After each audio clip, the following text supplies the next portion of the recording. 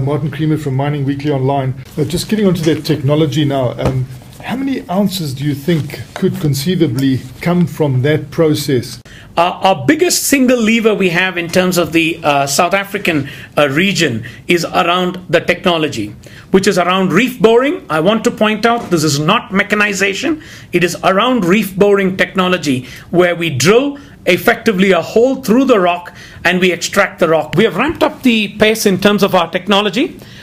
We have currently to date drilled 16 holes. So it's gone beyond laboratory testing at the moment. We have drilled 16 holes through various parts of the ore body, primarily around Tautona, and we have extracted around 35 kilograms of gold. So these ore bodies are rich, and the advantage here is you can pull out all of the gold without any dilution. The intention here is to continue to ramp up the SA technology initiative over the next couple of quarters. You're not going to get huge meaningful production in the near term, but certainly within a 3 to 5 year window, we're looking at stepping the production from the technology initiative to effectively where it constitutes somewhere between 10 to 20% of our South African production base. And Martin, when you compare the resources as compared to reserves in South Africa, you see a huge gap between resources and reserves. Reserves are only a small proportion of what we have resources in South Africa. And there is potential here to even double our existing reserve base if we get this technology right. And what we've got to do is to work through this. Despite all of the noise, we've gone past the laboratory uncertainties. Now we've got to get it to work to economies of scale. And then we would have transformed the landscape in the mining sector completely. We basically mine all of the gold. We don't leave anything behind because you don't need to support shaft pillars, etc. We mine only the gold because the drilling doesn't mine any waste because we don't blast it. And potentially this lends itself to 24/7 mining. So we mine all of the time. The other advantage of doing it, and perhaps one of the key drivers, is that as you don't have drill and blast technology here, you do not have any seismic activity or fall of ground, and that enables you to mine the gold safely. So you mine all of the gold, only the gold, all the time safely. This opens up areas which we have historically moved out of in current mine sites and also in some of the shaft pillar areas and deeper mining.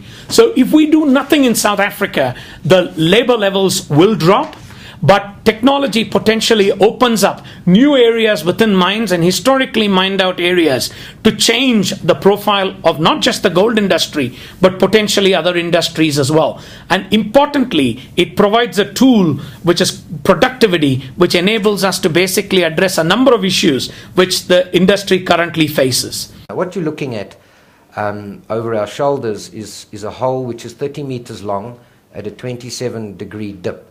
And if you look at the two lines, the two yellow lines, they indicate to you where the reef package is.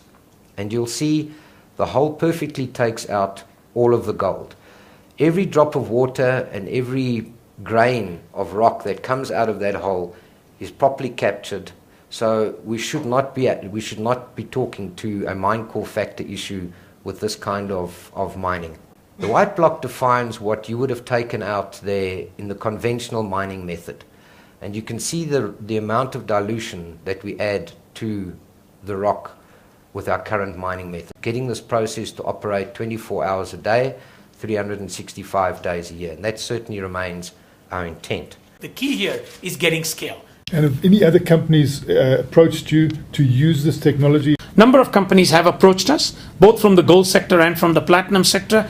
We have not sought to keep it to ourselves.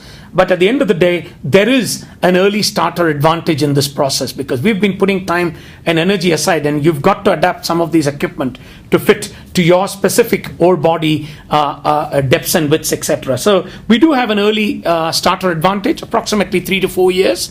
But certainly we are not trying to keep this proprietary to us because we are looking at the greater good of South Africa.